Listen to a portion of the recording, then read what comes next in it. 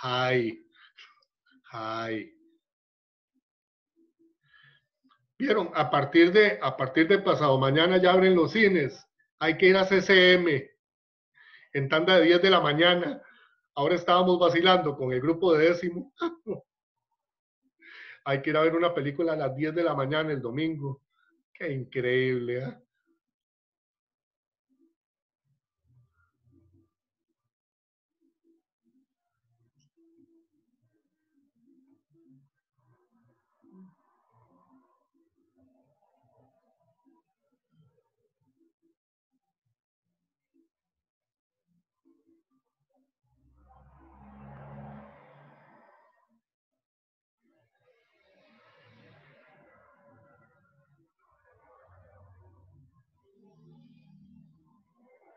Ok, ya vemos 16. De los que estamos aquí en la sala virtual, ¿quién me puede definir homeostasis? Así, rapidito, en palabras propias. Alguien que se atreva a definirme homeostasis. Se pueden Lo que regula equivocar. la temperatura del cuerpo. Eso es una característica. Muy bien, lo que regula la temperatura del cuerpo. ¿Alguien más? ¿Cuál es la pregunta? ¿Qué es homeostasis? Es como el proceso que se da, es como lo que hace el metabolismo para mantener las condiciones estables, o sea, equilibradas de afuera y adentro. Yes, eso es. Dentro de eso, lo que dijo Audi, lo que mantiene la temperatura del cuerpo. La pregunta es, por ejemplo, si yo hago una pregunta hacia el aire, ¿cuánto me lo tuve que estudiar para aprendérmelo? Me lo estudié ayer, me lo estudié antier, o sea, lo he estado estudiando todos los días. Y eso es lo que queda. A eso es lo que nos referimos. Es que me vino a la mente. A eso es lo que nos referíamos, por ejemplo, con hacer una prueba colaborativa o un trabajo de plenaria, digamos. ¿Qué es esto? ¿Qué es aquello? ¿Por qué esto? ¿Por qué lo otro? Ok, pero muy bien, muy bien. Es que se me vino así de, digo yo, vamos a aprovecharlo.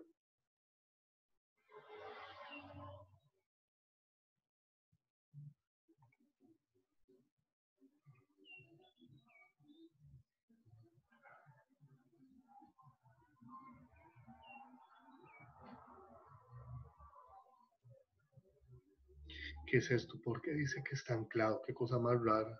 Qué interesante. Ok.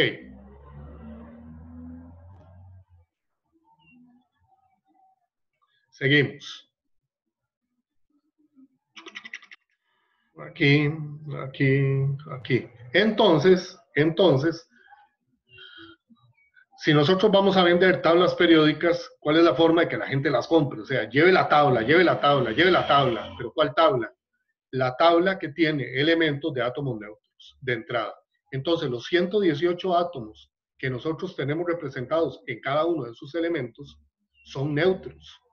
Es decir, no tienen carga, y además de eso, al decir no tienen carga, de lo que estamos hablando es que la cantidad de protones que me indica el número atómico es idéntica a la cantidad de electrones que hay o que existen en la nube electrónica. Eso es de primera entrada. Entonces, número 1. Número 2. ¿Cómo calculamos los neutrones? ¿Cómo calculábamos los neutrones de un átomo?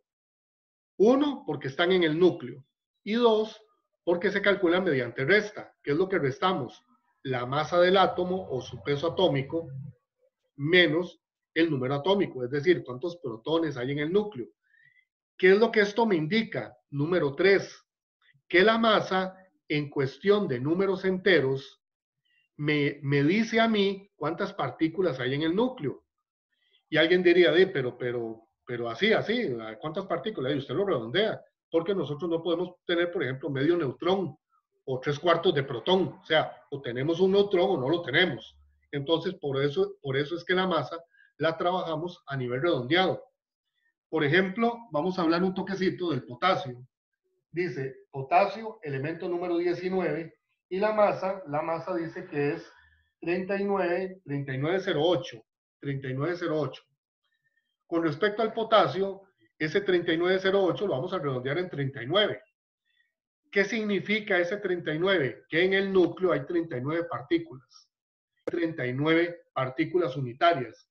¿Cuáles son esas partículas? El núcleo está compuesto de neutrones y protones. Pero los protones me los daba el número atómico. Entonces, si el potasio tiene 19 protones, y usted dice, ¿y usted cómo lo sabe? Porque aquí dice que el número atómico es 19. Tiene 19 protones, y su número atómico, que es que ya, bueno, ni con anteojos se ve, y su número atómico es 39 menos 19, 20 neutrones. 39 menos 19, 20 neutrones. Entonces, esa es otra de las, ¿cómo se llama? De las primeras informaciones que nos brinda a nosotros una tabla periódica. ¿Ok? Los números atómicos están acomodados en secuencia del menor al mayor. ¿Quién hizo el primer acomodo? Dmitri Ivanovich Mendeleev hizo el primer acomodo de lo que iba a llegar a ser en algún momento, ¿cómo se llama? La tabla periódica actual. Pero él hace el primer intento y él los va acomodando. Lo curioso es que cuando él hace los acomodos con los átomos que se conocían hasta ese momento, es decir, con los elementos que se conocían, dice la literatura que se conocían entre 55 y 62 elementos. Por ahí andaba. ¿Ok?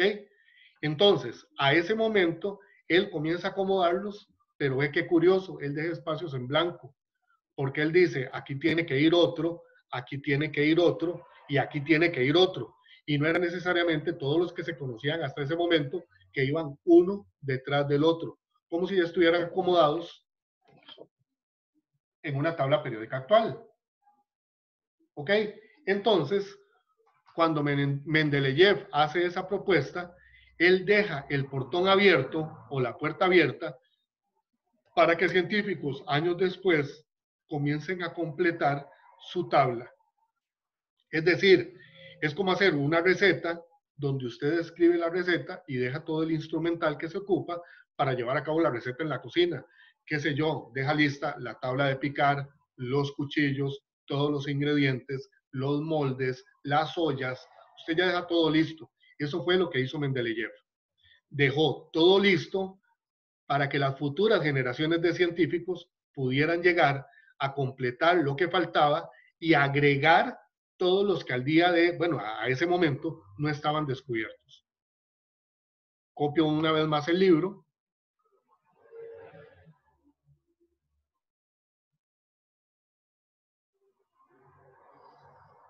Entonces, estábamos en elementos.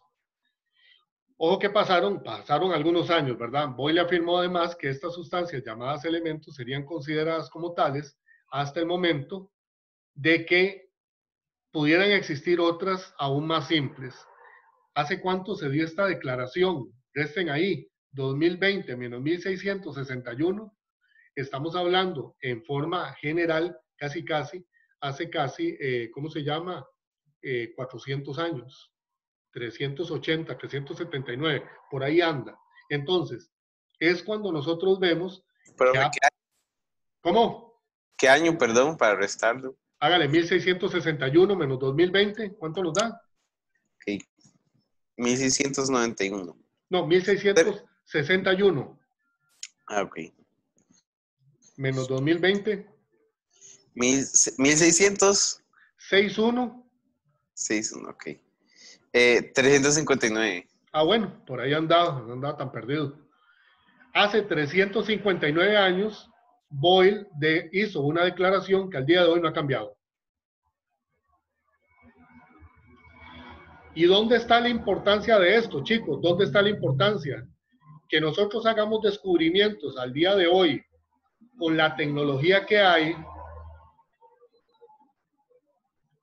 Como dice Morgan, el personaje de Canal 7, o sea, está camote. ¿Por qué? Porque es facilísimo. Bueno, facilísimo no tanto, pero esto en comparación a hace 351 años, no había internet, no había microscopios electrónicos, no había fotos de altísima resolución donde usted puede ver cuestiones hechas por partículas nanométricas. No existía eso.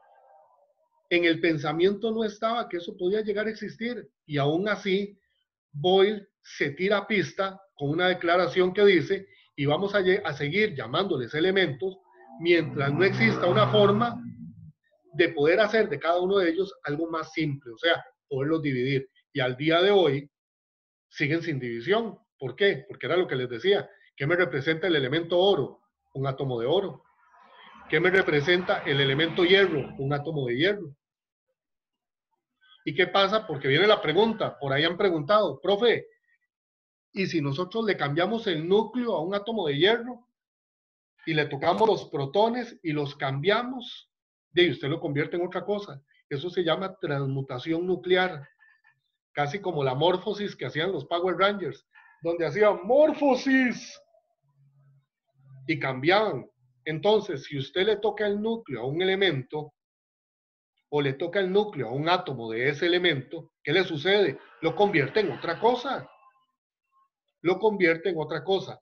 Una cosa son las reacciones nucleares que se llevan a cabo a partir de la modificación de neutrones y otra cosa son las reacciones nucleares que usted puede hacer tocándole los protones, que es lo más sagrado que tiene un átomo. No se tocan, no se mueven, no reaccionan, no se ganan ni se pierden. Entonces, los protones son intocables en cada una de las especies atómicas. ¿Por qué? Porque es el ID, es la cédula de identidad de cada uno de los átomos. Usted puede jugar con los electrones para arriba y para abajo. ¿En qué convierte el átomo? En ion. Usted tiene iones negativos, que se llamaban aniones, y iones positivos, que se llaman cationes. Ahí no hay problema de nada. Usted puede tocarle los neutrones a un átomo. ¿Y qué convierte? Isótopos. Y la mayoría de ellos de características radiactivas. Ahí no ha pasado nada. Pero usted le toca los protones a un átomo, usted cambia el átomo. Es decir, si nosotros conocemos a Robertito y le modificamos su ADN, que es lo más sagrado que tiene, usted ya no tiene a Robertito, tiene una versión de algo diferente, pero que ya no es Robertito. Robertito cambió porque usted le tocó el ADN, que es como el equivalente a los protones en cada uno de los átomos. Y viene otra declaración de vida. Viene otra declaración de vida. Cuando se combinan dos o más elementos, y aquí yo agregaría una frase más, cuando se combinan dos o más elementos, mediante propiedades químicas,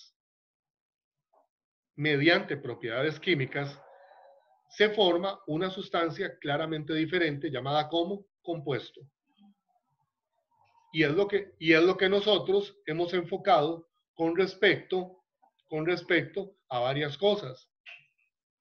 Carbono, del carbono usted incluso puede hacer diamante, que eso se llama anfoterismo del carbono, o sea, usted puede, o isomería, usted le puede sacar al carbono un gemelo y lo acomoda diferente, pero sigue siendo, es como jugar con un naipe, usted tiene el mismo naipe, lo acomoda diferente, sigue siendo el mismo naipe, pero tiene un juego diferente.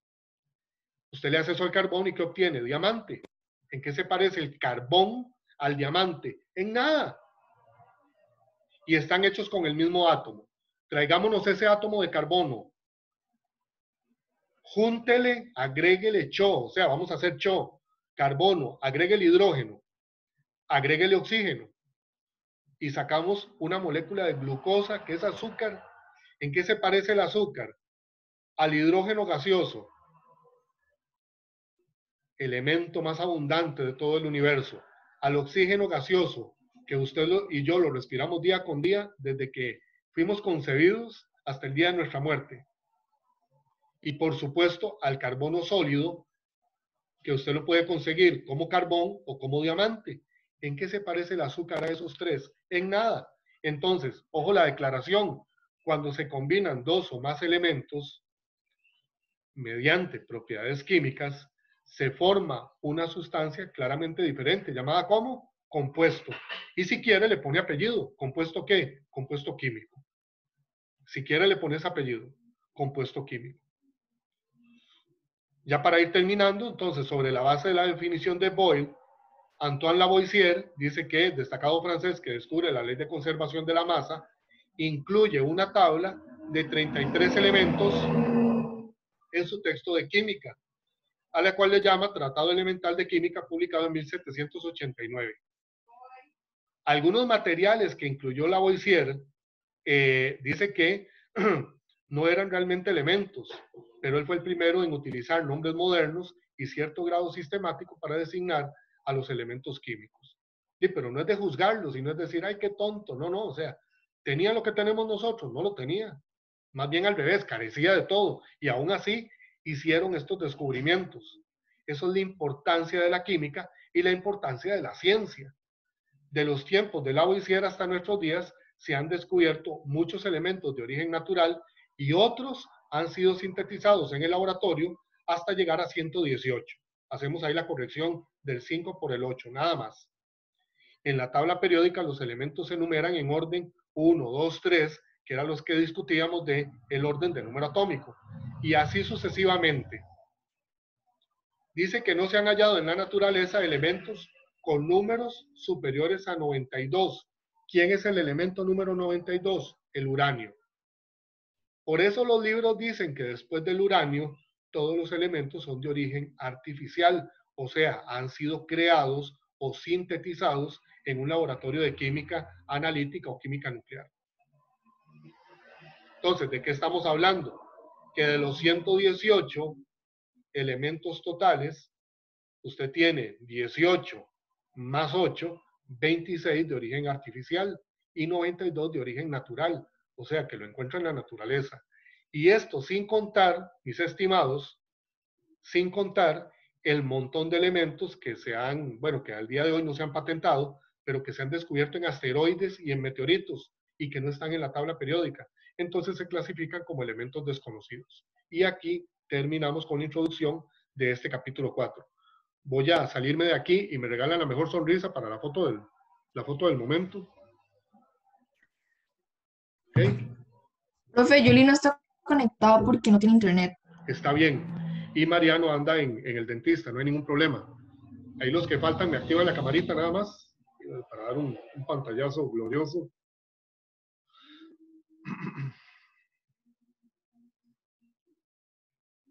Ahí está Valentina, faltaría Alexandra nada más.